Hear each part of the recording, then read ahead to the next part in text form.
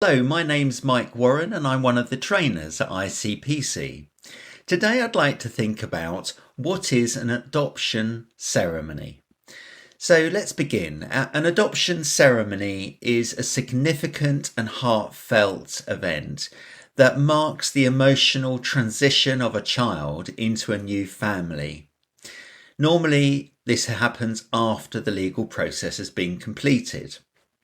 So if you're thinking of becoming a celebrant, or you're starting out on your celebrancy career, it's good to know and understand more about this type of ceremony. If you're still not sure and you're in that position, you're not sure whether celebrancy is for you, why don't you head off to our website, ICPC website, and take our quiz. That'll help you along the way. So why do adoption ceremonies matter? Celebrants are asked to deliver all sorts of ceremonies. Some are more common than others, and adoption ceremonies are not seen that frequently, but it's likely that you will be asked to deliver one at some stage within your career, and when it happens, it's good to know and be prepared. An adoption ceremony is a celebration of the formation of a bond that transcends biology and the acknowledgement of a child's inclusion into a new, loving family environment. At its core, an adoption ceremony serves to recognise and formalise the adoption process, which typically involves the legal transfer of parental rights from the birth parents or previous guardians to the adopting parents. While the ceremony does not form part of that legal process, it is an emotionally important transition for that person. The ceremony could involve and include wider friends and family, or it might be a more intimate occasion with just maybe the parents and the child. So here are some examples of adoption ceremonies that you could include. So this could include parents adopting a baby or a toddler, a stepfather or a stepmother adopting their stepdaughter or stepson, and sometimes that's after the death or the absence of a natural parent. You could also have children being adopted by their foster parents, sometimes after many years of being together already.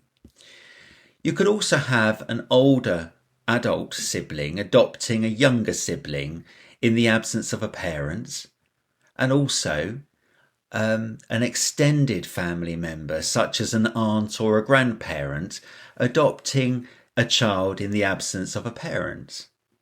As you can see, there is all sorts of different scenarios that could occur that lead to an adoption ceremony taking place, and some of these which are extremely emotive. Now, whilst love steers the ceremony, there may be an underlying emotion such as loss and bereavement, so as a celebrant we need to be aware of that.